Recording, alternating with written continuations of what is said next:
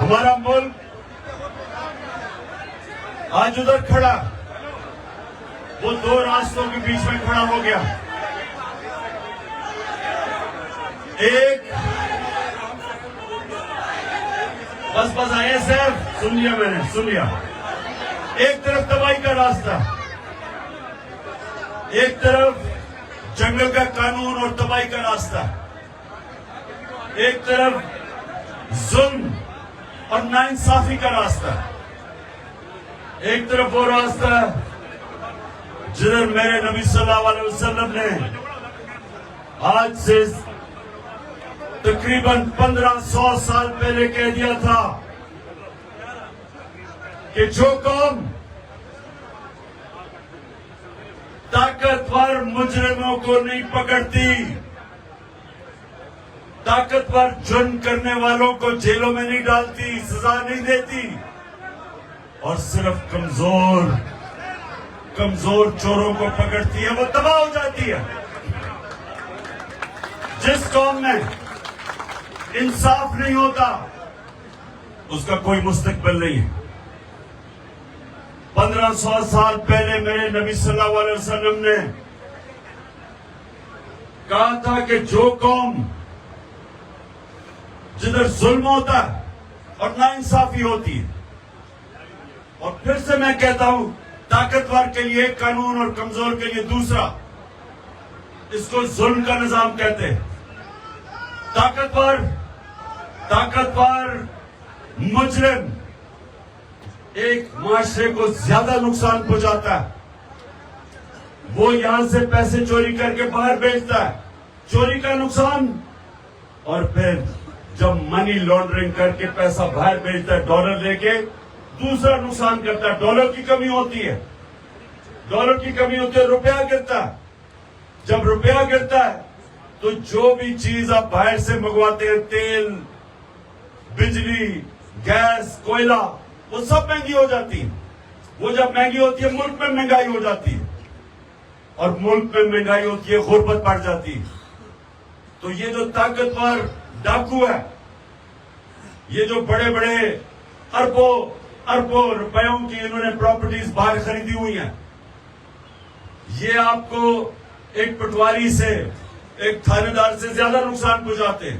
جب پٹواری اور تھانے دار چوری کرتا ہے تو وہ زیادہ سے زیادہ 2-3 بھینسیں خرید لے گا، چلے گھر ٹھیک کر دے گا، لیکن باہر تو نہیں پیسہ بھیجتا.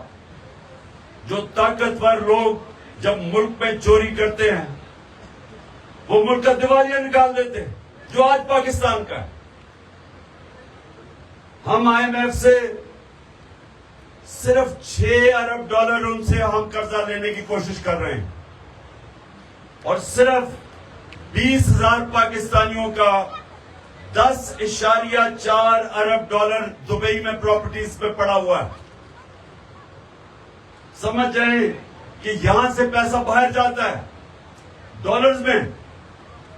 نواز شریف کا اربوں روپے کی ان کی پراپرٹیز ہے لندن میں، یہاں سے پیسہ چوری ہو کے باہر گیا. ان کی تو وہاں کوئی بزنس نہیں تھی، یہاں سے پیسہ چوری کیا، باہر بھیج دیا، دگنا نقصان کیا.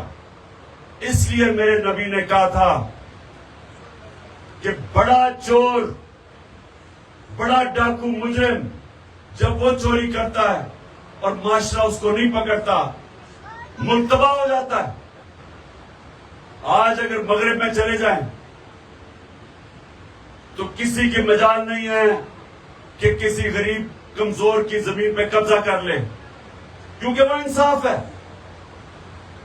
وہاں کوئی قبضہ گروپ نہیں ملتا، کیونکہ کمزور کو طاقتور سے ان کا قانون ان کی حفاظت کرتا ہے.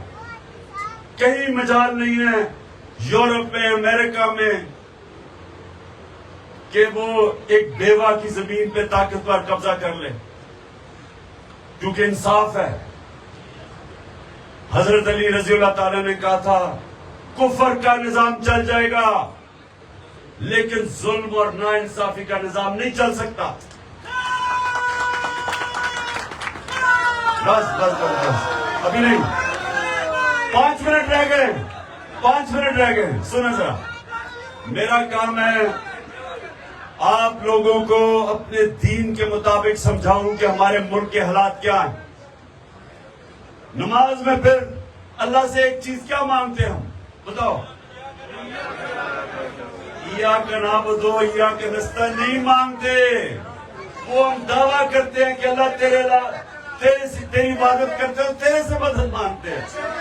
وہ ہم اپنی آزادی کا دعویٰ کرتے ہیں کہ اللہ ہم اپنی ایک انسان کو غیرت دیتا ہے ایاک نعبد و ایاک نستعین، کہ اللہ ہم کسی انسان کے سامنے ہاتھ نہیں جھکاتے، ہم تیرے سے مانگتے ہیں اور تیری عبادت کرتے ہیں.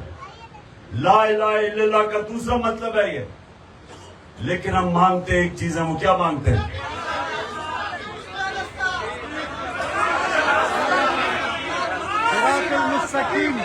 ہم ایک ہی چیز مانگتے ہیں کہ اللہ اس کے نہ ان کے راستے پہ لگا جن کو تو نے نعمتیں بخشی.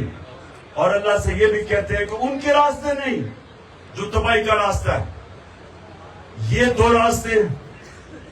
نوجوانوں یہ سن لو، آپ زندگی میں کتنا اوپر جائیں گے وہ صرف اور صرف ایک چیز پہ ڈپینڈ کرے گا کہ کیا آپ وہ اس راستے پہ ہیں، اور وہ راستہ ہے نبی صلی اللہ علیہ وسلم کا. کیونکہ وہ چلتے پھرتے قرآن تھے. وہ سیدھا راستہ قرآن میں لکھا ہوا ہے، اور قرآن کی جو چلتا پھرتا قرآن کے اوپر عمل کرتے تھے وہ نبی صلی اللہ علیہ وسلم تھے. اس لیے اللہ میں حکم کرتا ہوں کہ زندگی سے سیکھو، شریعہ پہ چلو، ان کی سنت پہ چلو، کیونکہ وہ ہماری بہتری ہے. یاد رکھیں اللہ خود کفیل ہے، اللہ کو کوئی فائدہ نہیں پہنچا سکتا. لیکن جب ہم اس کے راستے پہ چلتے ہیں ہم اپنے آپ کو فائدہ پہنچاتے ہیں، ہم اپنی زندگی بہتر کرتے ہیں.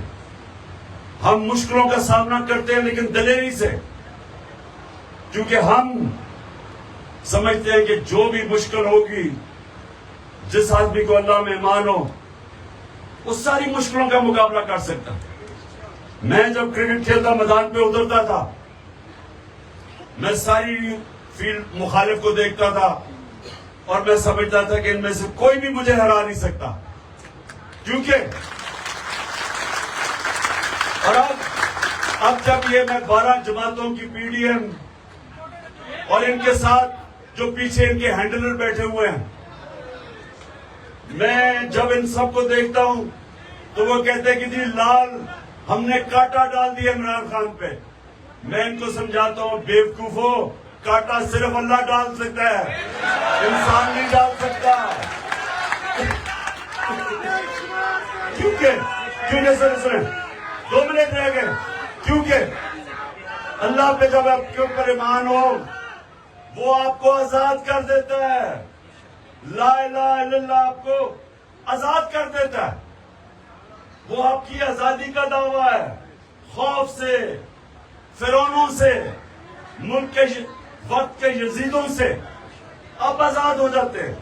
اس لیے میں آپ سب کو کہتا ہوں کہ کبھی نہ بھولیں کہ جو نعرے پہ یہ بنا تھا پاکستان کا مطلب کیا، اور پھر یہ بھی کہ ہم سب کا رشتہ کیا ہے، کہ ہم سب بس سن لو کھلنے لگا روزہ. سنیں میری بات. لا الہ الا اللہ انسان کو آزاد کرتا ہے، انسان کو غیرت دیتا ہے. کیونکہ بے غیرت آدمی کبھی بڑے کام نہیں کر سکتا. غیرت آپ کا دین آپ کو غیرت دیتا ہے، اور اس سے پیسے کا کوئی تعلق نہیں ہوتا امیری غریبی کی. اصل میں تو امیر ہوتا ہی وہ ہے جس میں غیرت ہو، جس کے ضمیر کی کوئی قیمت نہیں ہوتی، جس کو کوئی خرید نہیں سکتا، ڈرا نہیں سکتا. وہ غیرت مند آدمی ہوتا ہے جو کبھی کسی کے سامنے ہاتھ نہیں پھیلاتا، جو کبھی جھوٹ بولنے سے ڈرتا ہے کیونکہ اس کی غیرت چلی جائے گی، جو رشوت لیتے ہوئے ڈرتا ہے کیونکہ اسے خوف خدا ہے، اور اس کو ڈر ہوتا ہے کہ جب میں کسی سے غلط کام کروں گا میری غیرت کو نقصان پہنچے گا. یاد رکھیں بڑا آدمی، بڑا انسان کبھی بے غیرت نہیں ہوتا. بڑا اللہ جب جس کو عزت دیتا ہے، بڑا مقام دیتا ہے، وہ ہمیشہ غیرت مند ہوتا ہے.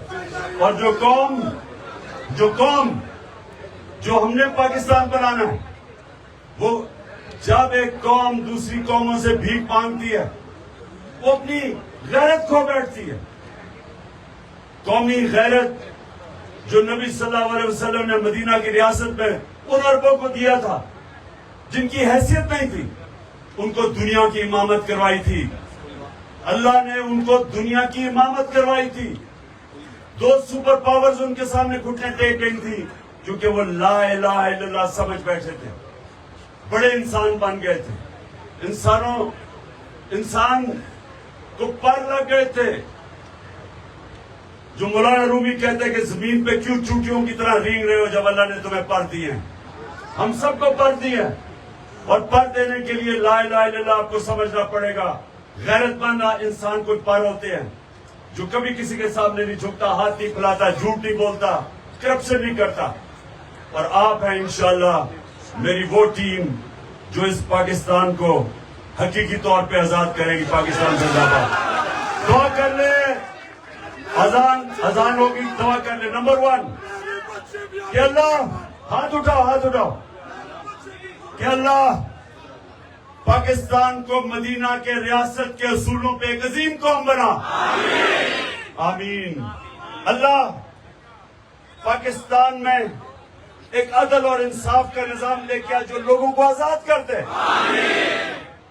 और अल्लाह पाकिस्तान को वो मुल्क बना कि कोई इंसान या कोई पाकिस्तान के अंदर इंसान भूखा ना सोए। और आखिर में, और यहाँ धीर के लोग बैठे हैं, आपको ज्यादा इसका आपको समझ होगी कि वो मुल्क हो जो हमारे नौजवानों को बाहर नौकरियां ढूंढने ना जाना पड़े, बल्कि बाहर से लोग पाकिस्तान में नौकरियां ढूंढने आए।